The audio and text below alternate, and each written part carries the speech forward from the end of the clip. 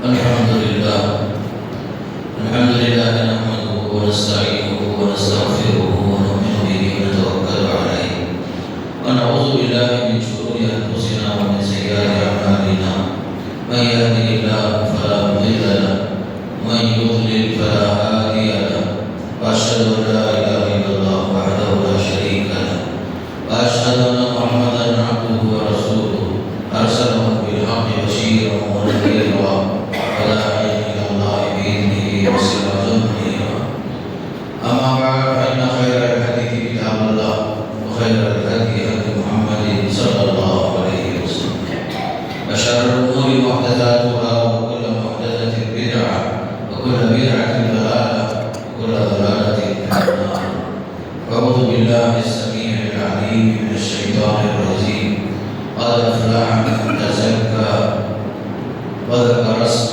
ربه فصلى عن ابن عمر رضي الله عنهما قال فرض رسول الله صلى الله عليه وسلم زكاة الفطر صاعا من تمر أو صاعا من شعير على العبد والحر والذكر والأنثى والصغير والكبير من المسلمين رواه البخاري. تمام تعریفیں اللہ کے لیے جس نے ان سال 2026 میں رمضان کے پورے 30 مہینے پورے 30 دن پانے کی توفیق نصیب بخشی. درود و سلام ہو اللہ کے نبی صلی اللہ علیہ وسلم پر، آپ کے صحابہ کرام، تابعین اور تبع تابعین سے اللہ راضی ہو. اللہ تعالیٰ سب کے خدمات قبول فرمائے اور انہیں جنت نصیب فرمائے اور ہمیں بھی اس ماہ رمضان میں اللہ کے نیک بندوں میں اہل جنت میں اللہ شمار فرمائے، جہنم سے اللہ ہمیں دور فرمائے. محترم حضرات، خاص کر قرآن اور حدیث کی روشنی میں ماہ رمضان کے اختتام پر بھی کچھ اور سنتیں. اہم سنت یہ ہے کہ عبادات کے اختتام پر، چاہے وہ نماز ہو، چاہے وہ حج ہو، چاہے وہ مجلس ہو، ہر عبادت کا اختتام استغفار سے کرنے کا حکم ہوا ہے، کثرت سے اللہ سے معافی مانگنے کا حکم ہوا ہے. تو رمضان کے اختتام پر بھی توبہ اور استغفار کا اہتمام ہونا چاہیے. جیسا کہ اللہ تعالیٰ نے صاف طور پر حج کے بارے میں فرمایا فَإِذَا قَضَيْتُم مَّنَاسِكَكُمْ فاذكروا اللَّهَ كَذِكْرِكُمْ آبَاءَكُمْ أَوْ أَشَدَّ ذِكْرًا. جب تم حج سے فارغ ہو گئے ہو تو کثرت سے اللہ کو یاد کرو، کثرت سے اس کا ذکر کرو، کثرت سے استغفار کا اہتمام کرو. نماز سے فارغ ہوتے ہیں تو آپ فوراً اللہ اکبر استغفر اللہ کا اہتمام کرتے ہیں. مجلس جو ہی ختم ہوتی ہے آپ کفارہ مجلس پڑھتے ہیں سبحان اللہ و بحمدہ اشہد ان لا الہ الا انت استغفرک و اتوب الیک. تو اسی طریقے سے رمضان کے اختتام میں حضرت عمر بن عبدالعزیز رحمہ اللہ اپنے گورنروں کو خط لکھتے تھے کہ آپ لوگ اپنے اپنے شہروں میں، اپنے اپنے بستیوں میں لوگوں سے کہو کہ وہ جو ہے کثرت استغفار کا اہتمام کریں رمضان کے آخر میں اور صدقہ فطر کا اہتمام کریں. کثرت استغفار کے ساتھ حضرت عمر بن عبدالعزیز خط میں یہ لکھتے تھے قولوا کما قال ابوکم آدم، تم جو استغفار اسی طرح کرو جس طرح تمہارے بابا آدم علیہ السلام نے استغفار کیا. ربنا ظلمنا انفسنا وإن لم تغفر لنا وترحمنا لنكونن من الخاسرين.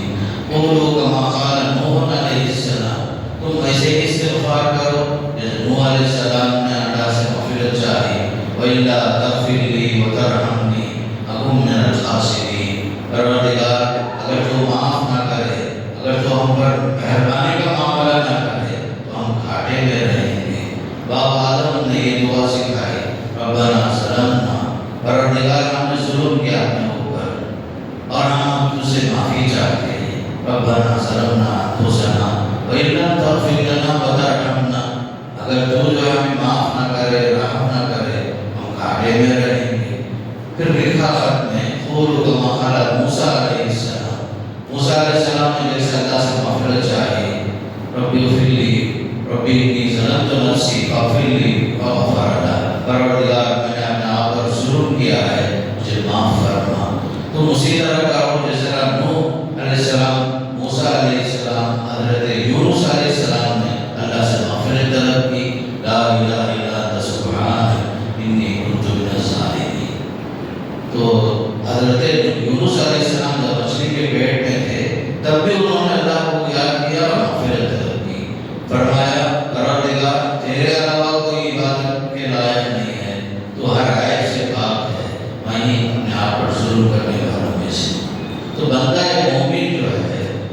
اختتام رمضان میں خصوصی طور پر کثرت سے استغفار کا اہتمام کریں۔ استغفر اللہ، لا الہ الا انت سبحانک انی کنت من الظالمین، اس طرح کی دعائیں۔ عمر بن عبد العزیز رحمہ اللہ آگے چل کے یہ بھی لکھتے ہیں، استغفار کے ساتھ ساتھ خاص کر مساکین کے لیے صدقہ فطر کا اہتمام کرو، اس کے ذریعے سے مسکینوں کا فائدہ ہوتا ہے۔ جیسا کہ قرآن مجید جو آیت پڑھی گئی، اس آیت سے حضرت سعید بن مسیب رحمہ اللہ بعض اور علماء استنباط کرتے ہیں یہ آیت زکوٰۃ الفطر سے متعلق ہے۔ قد افلح من تزکیٰ، وہ شخص کامیاب ہو گیا جس نے اپنا آپ کو پاک صاف کر لیا اور اپنے رب کا نام یاد کرتا رہا، پھر نماز پڑھا۔ اور حدیث میں آتا ہے ابن عمر رضی اللہ تعالیٰ عنہ فرماتے ہیں اللہ کے نبی علیہ السلام نے سارے مسلمانوں پر، مردوں پر، عورتوں پر، چھوٹے بڑے، آزاد غلام، سب کے اوپر اپنے فرض کیا ہے زکوٰۃ الفطر۔ اور یہ بھی فرمایا کیا چیز آپ نے فرض کیا؟ سام من تمر و سام من شعیر، ایک سا کھجور، ایک سا جو۔ حضرت ابو سعید خدری رضی اللہ عنہ اور ایک حدیث بخاری میں ہے، وہ فرماتے ہیں ہم لوگ اس زمانے میں اللہ کے نبی علیہ السلام کے زمانے میں ایک سا کھجور، ایک سا جو دیتے تھے، یا جو کھانے کا جو خوراک تھا وہ زمانے میں ان طعام، یا جو ہے منافع دیتے تھے، یا پنیر دیتے تھے۔ اس طرح 5 چیزوں کا ذکر حضرت ابو سعید خدری رضی اللہ عنہ فرماتے ہیں۔ اور اس حدیث میں یہ بھی بات آتی ہے ابن عمر رضی اللہ تعالیٰ عنہ کہ حدیث میں زکوٰۃ الفطر کیوں دیں گے؟ اس میں 4 سوال ہے، کیوں دینا، کون دینا، کب دینا، کسے دینا۔ تو سب سے پہلے کیوں دینا، اس کا بھی جواب حدیث میں ہے، طہرۃ للصائم من اللغو والرفث۔ رمضان کے مہینے کے اندر بہت سارے غلطیاں ہم سے ہو جاتی ہیں، فرمایا یہ باقی کا ذریعہ ہے، بیکار قسم کی باتیں جو رمضان میں ہو جاتی ہیں یا شہوت کی باتیں جو ہو جاتی ہیں، اس سے کفارہ بن جاتا ہے، خاص کر عزت کا زکوٰۃ الفطر صدقہ فطر۔ اور ایک علت حدیث میں بتایا مساکین کو کھانے کا ذریعہ ہے۔ اور ایک حدیث میں فرمایا اللہ کے نبی علیہ السلام نے کہ خاص کر زکوٰۃ الفطر ادا کرو عید کی نماز کو جانے سے پہلے۔ کیوں؟ ان مساکین کو بے نیاز کرو تاکہ وہ لوگ عید کے دن مانگتے ہوئے نہ پھریں، ان کی ضرورتیں پوری ہوں اور وہ لوگ خوشی میں آپ کے ساتھ برابر شریک ہوں۔ اس لیے آپ اغنوہم عن السؤال، مانگنے سے مساکین کو بے نیاز کرو۔ تو علت یہ معلوم ہو گئی کہ کون کیوں دینا چاہیے، تاکہ ہمارے جو گناہ ہوئے ان گناہوں کا کفارہ ہو جاتا ہے۔ حضرت عمر بن عبد العزیز رحمہ اللہ ابن منکدر وغیرہ کی ابو ہریرہ رضی اللہ عنہ کی طرف سے روایت بھی نقل کرتے ہیں کہ اس کی علت یہ بھی سمجھ میں آتی ہے کہ استغفار جو ہے، جو کچھ روزے کے دوران جو کچھ چھوٹے موٹے جو غلطیاں ہوتی ہیں، یہ سب زکوٰۃ الفطر اور استغفار، یہ دونوں چیزیں خاص کر کے روزے دار کے روزے سے جو غلطیاں ہوئی ہیں اس کے لیے کفارہ بنتی ہیں۔ بلکہ حضرت عمر بن عبد العزیز رحمہ اللہ یہ کہتے ہیں اس کی حیثیت ایسی ہے زکوٰۃ الفطر کی، جیسے ہم نماز میں کچھ غلطیاں کرتے ہیں تو کیا کرتے ہیں، ہم لوگ سجدے سہو پڑھتے ہیں، سجدے سہو کو سجدہ کرتے ہیں، تو اسی طرح زکوٰۃ الفطر جو ہے وہ ایک سجدے سہو کی طرح ہے روزے کے لیے۔ روزے میں اللہ کی مہربانی دیکھو، آپ جو ہے رمضان ختم کریں اور رمضان کے اندر ہر بشر ہی ہے، انسان غلطی کرتا ہی ہے، بہت سارے نادانیاں ہو جاتی، کبھی علم سے کبھی علم کے بغیر، جہالت کے ساتھ، اس کا جو ہے کفارہ ہو جاتا ہے زکوٰۃ الفطر۔ علت یہ ہوئی گویا کہ کفارہ ہے۔ کون دے گا؟ گھر کا جو بڑا ہے، جس پر گھر والوں کے اخراجات واجب ہیں، بال بچے جس کی کفالت میں ہی، من تجب علیہ النفقہ، جس پر گھر والوں کا اخراجات واجب ہے، گھر کا باپ ہے باپ ادا کرے گا، باپ نہیں ہے گھر کا بڑا بھائی ہے، شوہر ہے، وہ ادا کرے گا۔ بچوں کی طرف سے، گھر والوں کی طرف سے، اپنے ماں باپ کی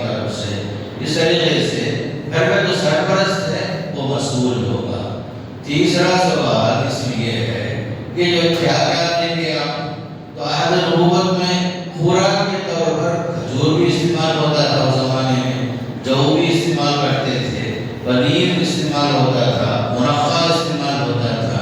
تو حضرت حسین خدری کی روایت کے مطابق جو بھی وہ زمانے میں ہم کھاتے تھے اناج کی شکل میں، وہ جو دیتے تھے۔ اس طریقے سے یہ بات معلوم ہوئی کہ وہ زمانے میں ایک سال جو ہے دو قسم کا سال ہوتا ہے، ایک سال حجاز کا، ایک سال عراق کا۔ محدثین کے پاس سائے حجازی تقریباً 2.5 کلو، 2.25 کلو کا ہوتا ہے، اور جو دیگر علماء مجتہدین کے پاس، فقہاء کے پاس عراق کی سال وہ زمانے میں استعمال ہوتا تھا۔ بعض علاقوں میں عراقی سال کے حساب سے وہ لوگ جو دیتے تھے، تقریباً اس کا 3 کلو سے زائد ہوتا تھا وہ عراقی سال وغیرہ۔ بہرحال آدمی ایک سال 2.5 کلو، 2.25 کلو جو چیز اپنے اناج استعمال کر رہے ہیں، آپ جو استعمال کر رہے ہیں، آپ کے حیثیت اچھی ہے، چاول وغیرہ، گیہوں وغیرہ جو کھاتے ہیں آپ، جس کی قیمت جو آپ کو معلوم ہے اس کے حساب سے 2.5 کلو، 2.25 کلو کے حساب سے، یا آپ جو ہے حکومت کی طرف سے راشن سے ملنے والا چاول استعمال کرتے ہیں، اسی کا 2.5 کلو۔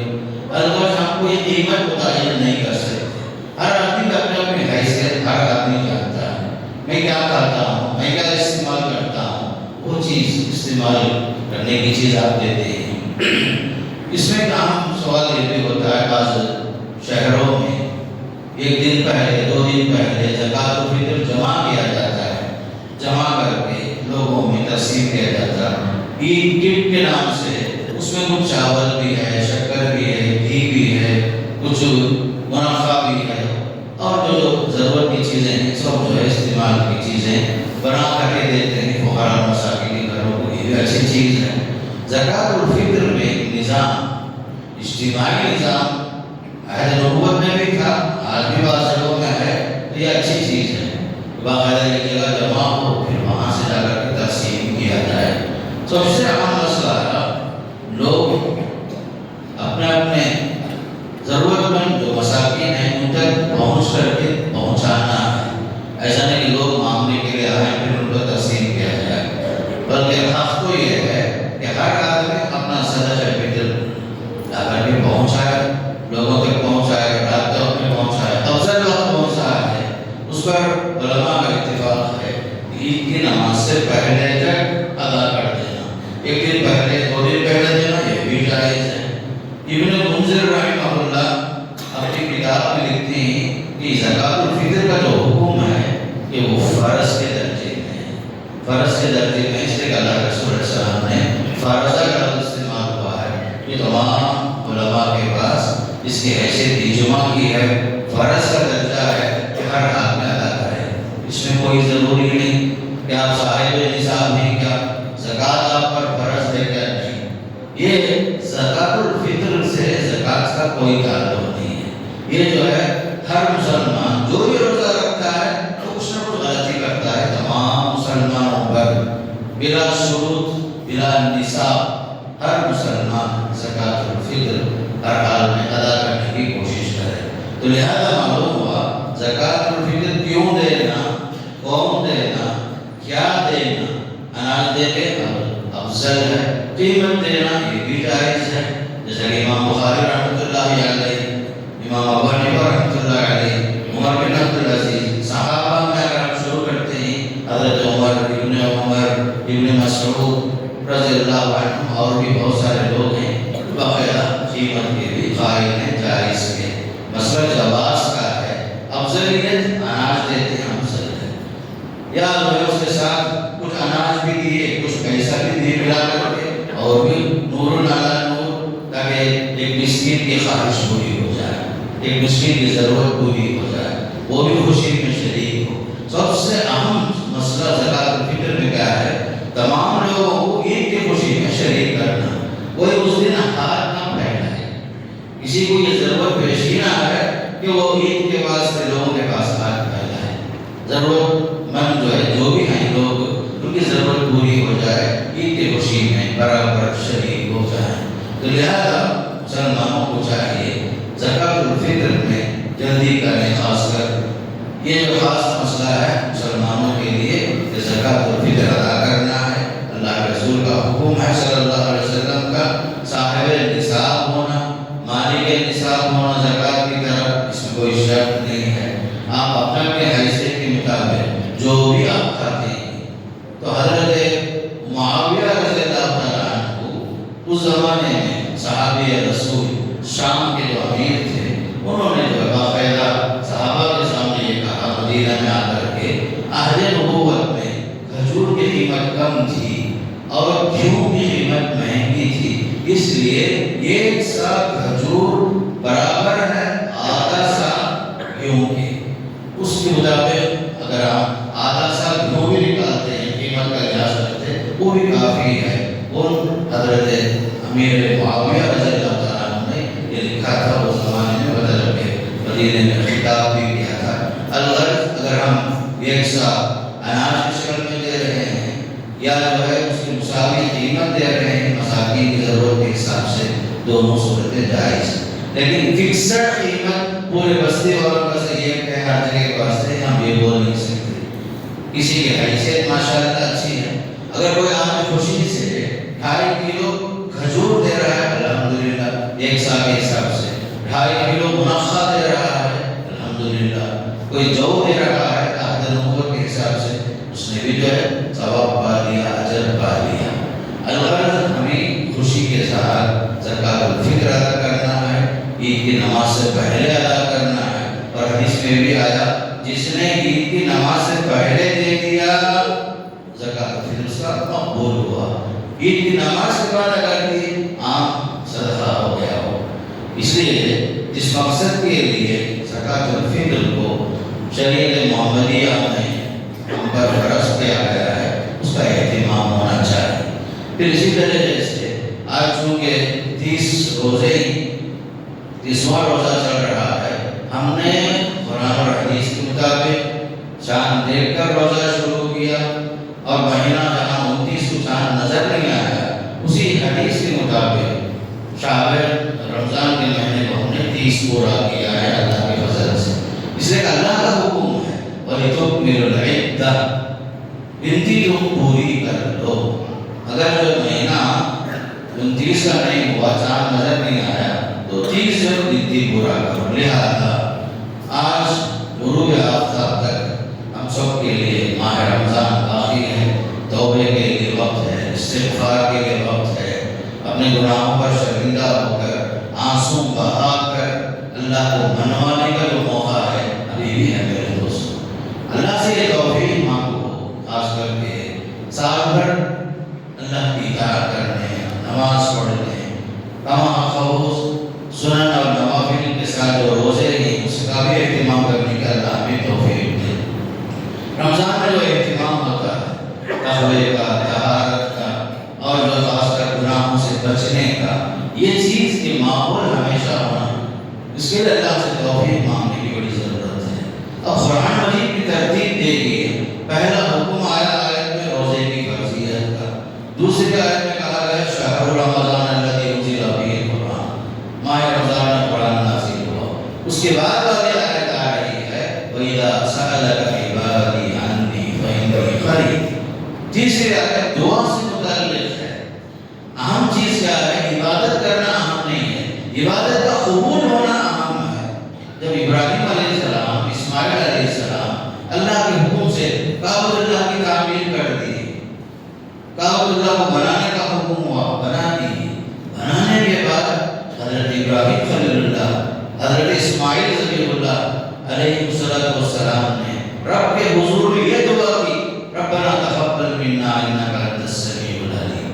پروردگار تیرا حکم تھا طہر بیتی للطائفین، میرے گھر کو پاک صاف کرو، طواف کرنے والے، رکوع کرنے والے، سجدہ کرنے والوں کی ہم نے وہ تو کر دیا، کعبۃ اللہ کی تعمیر تو ہو گئی، لیکن اس عمل کو قبول کرنا یہ تیرے حوالے ہے، جو ہم نے کیا تیرے واسطے کیا، قبولیت تیرے پاس ہے، اے اللہ اس عمل کو قبول فرما۔ تو ابراہیم علیہ السلام، اسماعیل علیہ السلام دونوں نے ایک دعا کی ربنا تقبل منا انک انت السمیع العلیم۔ ہمارے اسلاف کا حال یہ تھا، رمضان شروع ہونے سے پہلے دعا کرتے تھے، پروردگار مجھے وہاں تک پہنچا، رمضان تک، اس کی سعادت، اس کی برکت، رمضان کی مغفرت پانے، روزہ رکھنے، قیام اللیل، اعتکاف، شب قدر کی تلاش، اس سب کے لیے اللہ نے توفیق دی۔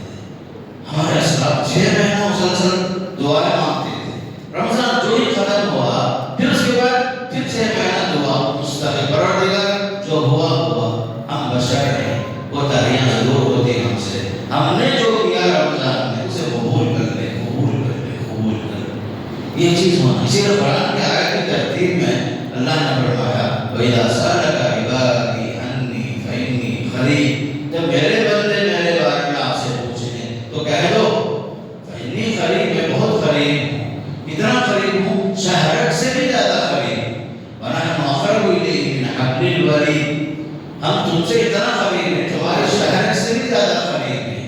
اللہ آپ کی دعائیں سنتا ہے۔ زبانوں کا اختلاف، لہجے کا اختلاف، سب اپنی جگہ میں، مکان کا اختلاف ایک جگہ میں، لیکن رب جلال ذوالجلال جو ہے ہر آدمی کی دعا سنتا ہے۔ جب آپ اللہ سے دعا مانگتے ہیں یا رب یا رب یا رب یا حی یا قیوم برحمتک استغیث، دعا کی قبولیت کا خاص کر ایک اہم طریقہ ہے۔ قبولیت دعا کے امکانات بڑھ جاتے ہیں، آپ رب کا نام لے کر پکاریں، رب العالمین کو یاد کریں، اس کے اسماء، اس کے صفات سامنے رکھ کر، جو ہم نے بعض اعمال کو اللہ کے لیے کیا، خاص کر کے یاد کر کے گناہوں سے بچے اللہ کے واسطے، یہ سب وسیلہ، نیک اعمال کا وسیلہ، خاص کر رمضان کے اندر آخر میں دعاؤں کا اہتمام کثرت سے ہونا چاہیے، اس لیے کہ ایسا موقع بار بار نصیب نہیں ہوتا۔ اللہ نے ہمارے ساتھ خیر کا معاملہ کیا ہے، آج ہم زندہ نہیں رہے، کل تک پتہ نہیں کتنے لوگ زندہ تھے، آج ان کی وفات ہو گئی، رمضان کا اختتام میں نصیب نہیں ہوا، کچھ رمضان کے بیچ میں گئے، کچھ لوگ رمضان سے پہلے ہی چلے گئے، ہمارے ہی ساتھ بیٹھتے تھے، اٹھتے تھے۔ اللہ نے ہم سے بھلا چاہا، اللہ نے موقع دیا ہے، اس لیے غنیمت جانا، اللہ سے توفیق مانگو، اپنے گناہوں کے لیے اللہ سے اصرار کے ساتھ دعا کی قبولیت کے لیے اللہ سے بار بار مانگنا، انفرادی طور پر بیٹھ کر اللہ کو یاد کر کے، آنسو بہا کر کے دعا کی جو خاص گھڑیاں ہیں، خاص کر جمعے کا جو وقت ہے، عصر میں، آج عصر سے لے کر عصر کا جو وقت ہے جمعے کے دن، اس میں قبولیت کی گھڑی ہے، حدیث میں آتا ہے، اس کا اہتمام ہو، اور خاص کر افطار سے پہلے جو آج کا دن آخری افطار ہے، اس میں بھی دعاؤں کا اہتمام کیجیے، تاکہ جو اللہ ہمارا عمل مقبول ہو۔ سمجھیے کہ سورج غروب ہو گیا، رمضان اپنی جگہ پر واپس چلا گیا، شوال شروع ہو گیا۔ اب جو شوال کی جو سنتیں عید سے پہلے ہمارے اسلاف کا طریقہ ہے، بلکہ حدیث میں حکم آتا ہے، شوال کا چاند نظر آ کر آپ نے دعا پڑھ لی، اللہ والایمان والسلامتی والتوفیق، تو یہ دعا پڑھنے کے بعد عید کی نماز تک تکبیرات کا اہتمام ہونا، یہ بھی اہم سنت ہے۔ ایسا نہیں کہ عید گاہ کو جاتے ہوئے تکبیر بولو، عید گاہ پہنچنے تک بولو، نہیں، سورج غروب ہونے کے بعد سے شروع ہوتا ہے تکبیر کا وقت۔ ہمارے اسلاف آتے ہوئے جاتے ہوئے بازاروں میں خصوصاً تکبیرات عید ہیں، اللہ اکبر، اللہ اکبر، لا الہ الا اللہ، اللہ اکبر، اللہ اکبر وللہ الحمد، انفرادی طور پر اپنے جگہ میں تکبیر کا اہتمام کرنا، مغرب کے بعد سے جب تک عید کی نماز کے لیے امام صاحب کھڑے نہیں ہو جاتے، ایک اہم سنت ہے۔ دوسری جو سنت ہے عید کی، فجر کی نماز کے بعد ہم عیدگاہ کے لیے جاتے ہیں، اس سے پہلے عید کے لیے غسل کرنا سنت ہے، خوشبو لگانا سنت ہے، بہتر سے بہتر کپڑا پہننا جو ہمارے پاس ہے، ایسا نہیں کہ رات میں کپڑے پہنتے ہیں وہی پہن کر عیدگاہ کو آ گئے، نہیں، میں یہ نہیں بول رہا ہوں نیا کپڑا پہنو، نہیں، بلکہ آپ کے پاس جو موجود ہے، بہتر کپڑا جو آپ کے پاس ہے، وہ بہتر کپڑا پہننے کا حکم باقاعدہ ہے حدیث میں، اور خود قرآن میں اللہ نے فرمایا یا بنی آدم خذوا زینتکم عند کل مسجد، اے آدم کی اولاد، ہر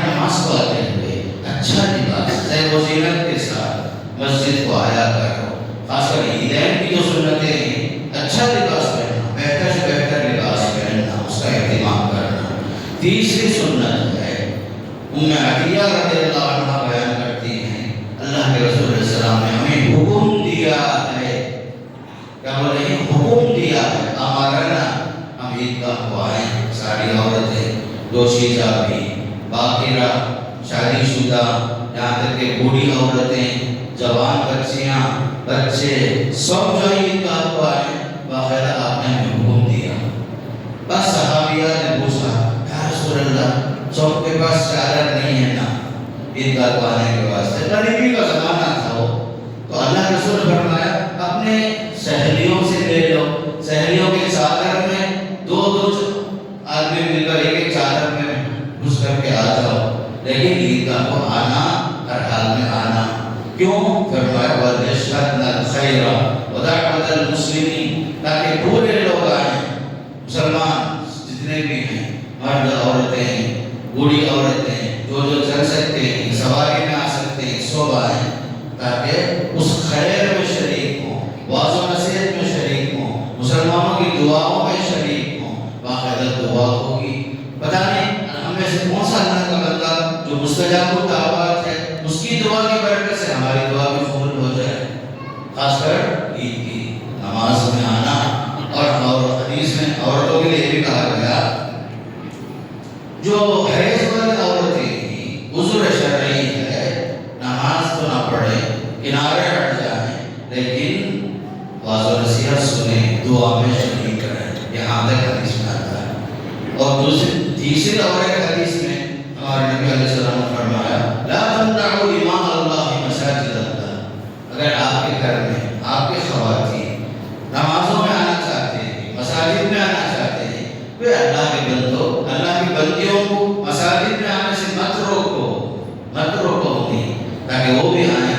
سنت ہے یہ، ایسی سنت ہے کوئی انکار نہیں کر سکتا۔ صحیح حدیث بخاری میں ہے، عورتوں کا حاضر ہونا، عیدگاہ میں شریک ہونا، نماز میں شریک ہونا، بچوں کا آنا، سب جو ہے حدیث سے ثابت ہے۔ لہذا جتنا ہم جو حقدار ہیں، خواتین بھی آئیں، لیکن ایک شرط، خواتین آئیں، بہتر سے بہتر کپڑا پہن کر آئیں، خوشبو استعمال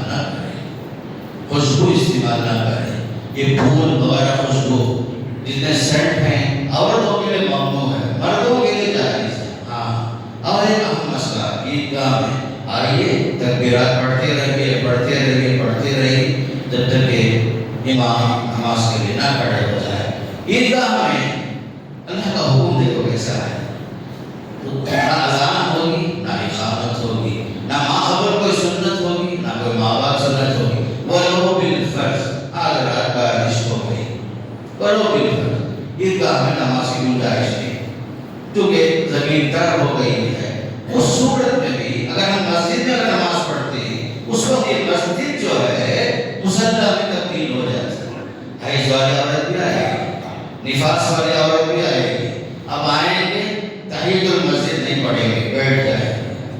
میں اس لیے بول رہا ہوں احتیاط کبھی کبھی ہوتا ہے، شہروں میں جگہ نہیں ہوتی، مسجد میں عید کی نماز پڑھی جاتی 2 بار 3 بار لوگوں کی کثرت کے حساب سے، تو عیدگاہ کا جو حکم ہے عید کے دن، اللہ کا قانون دیکھو، اللہ کا حکم ہے روزہ رکھو والے رکھے، عید کا دن ہے، اگر کوئی خوشی سے روزہ رکھنا چاہتا نہیں، حرام ہے، آپ عید کے دن روزہ نہیں رکھیں گے، اس لیے کہ اللہ کا حکم ہے۔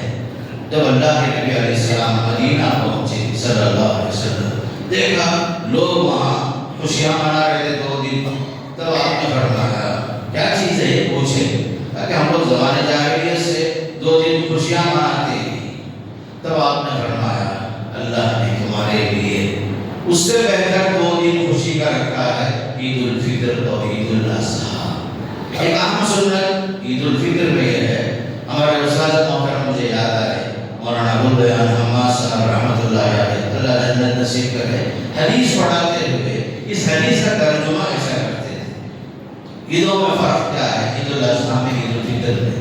آپ فرماتے تھے، اللہ رحم فرمایا، کہ اللہ کے نبی علیہ السلام کا طریقہ سننا یہ ہے، عید الفطر میں اللہ کے نبی علیہ السلام عیدگاہ اس وقت تک جاتے نہ تھے جب تک کھاتے نہ تھے، عید الاضحیٰ میں اس وقت تک کھاتے نہ تھے جب تک جاتے نہ تھے. مطلب یہ ہے عید الفطر میں کھجور کھا کے جانا سنت ہے. طاف عدد میں یہ 3 5 وغیرہ یہ سنت ہے ہمارے نبی علیہ السلام کی. عید الاضحیٰ میں قربانی کے بعد قربانی کا گوشت کھانا وہاں سنت ہے. آتے ہوئے جاتے ہوئے پیدل چل کے جانا ایک اہم سنت ہے. اگر آپ معذور ہیں مجبور ہیں اپنے اپنی گاڑیوں میں آ رہے ہیں وہ الگ کوئی مسئلہ نہیں ہے، لیکن جسے طاقت ہے ہمت ہے چل سکتا ہے پیدل آئے. اور حدیث کے مطابق مخالفت کرے، آنے کا راستہ الگ جانے کا راستہ الگ، ممکن ہے تو راستہ بدل کر آنا، راستہ بدل کے جانا، یہ بھی اہم سنت ہے میرے دوستوں. لہذا عید کے دن یہ کچھ خاص کام ہوتے ہیں کہ آپ اپنے پورے بچوں کو لے کر آئیں، تکبیرات کا اہتمام کریں، صدقۃ الفطر ادا کر کے تشریف لائیں، کچھ کھا کر کے آئیں. اگر تمر کھاتے ہیں کھجور کھاتے ہیں یا کوئی اور میٹھی چیز آپ کے پاس میسر ہے الحمدللہ یہ بھی ایک سنت ہے. اور یہ کام میں آ کر خطبہ سننا، ایسا نہیں کہ بیٹھ کر تماشا دیکھتے رہے یا کنکریوں کے ساتھ کھیلتے رہے، نہیں، جب تک خطبہ ختم نہ ہو جائے اس وقت تک کوئی ان کے بجانا نہیں. اور اللہ کے واسطے میں بول رہا ہوں، اللہ کے واسطے بولتا ہوں. پھر 5 وقت سال بھر میں ہم لوگ مسبوق ہو جاتے ہیں، ظہر میں عصر میں مغرب میں، اتنا افسوس ہے. عید کے دن بھی کچھ لوگ مسبوق ہو جاتے ہیں، یہ شرم کی بات ہے بھائی. یہ دن وقت مقرر ہے 7 بجے 7:15 بجے 7:45 بجے فکسڈ ہے ہمارے پاس. اب اس کے باوجود حضرات آخری دن تک آتے رہے، کوئی وضو کیا کوئی وضو نہیں کیا. پہلے سے وضو کر کے آؤ، وضو کر کے آؤ. جماعت جب کھڑی ہوتی ہے آپ تکبیریں جو ہی تکبیر بلند ہوگی آپ حاضر ہو.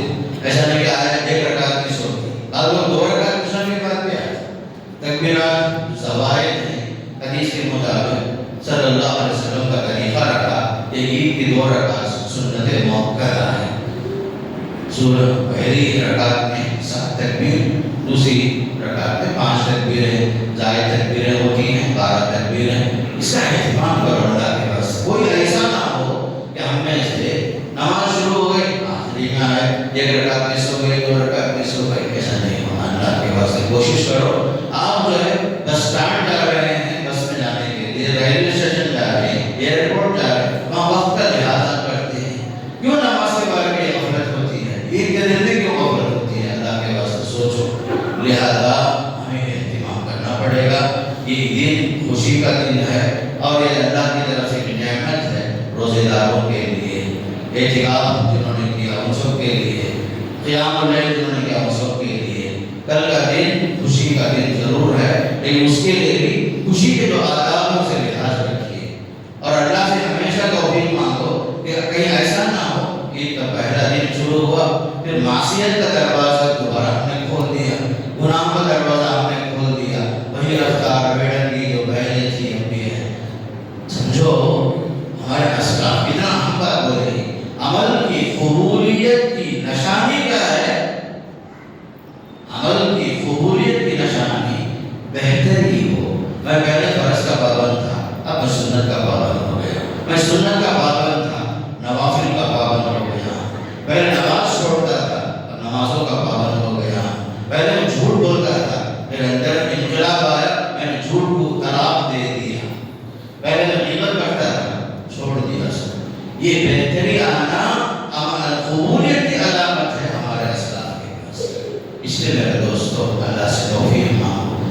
میں ہمیں جانتا ہوں میرے بارے میں، آپ جانتے ہیں اپنے بارے میں.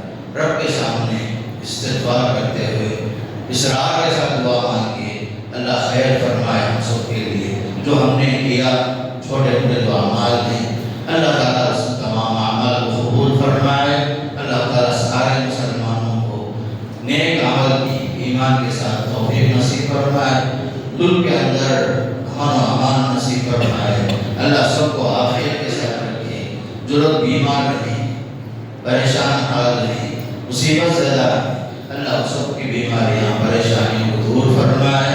ہم نے جو بھی کیا اخلاص کے ساتھ اللہ کے ساتھ ان سب اعمال اللہ قبول فرمائے اور ہم سب کو جو ہے باب الریان میں داخلے کی سعادت نصیب فرمائے۔ اللہ ہم سب کو زندگی بھر اللہ کی بندگی کرنے اور اس کے حکم کے مطابق شریعت پر عمل کرنے کے اللہ توفیق نصیب فرمائے۔ اللہ جب تک رکھے ایمان کے ساتھ، عمل صالح کے ساتھ باقی رکھے، جب موت کا وقت آئے کلمے کی موت اللہ نصیب فرمائے۔ اقول قولی ھذا استغفر اللہ لی ولکم ولسائر المسلمین من کل ذنب فاستغفروہ انہ هو الغفور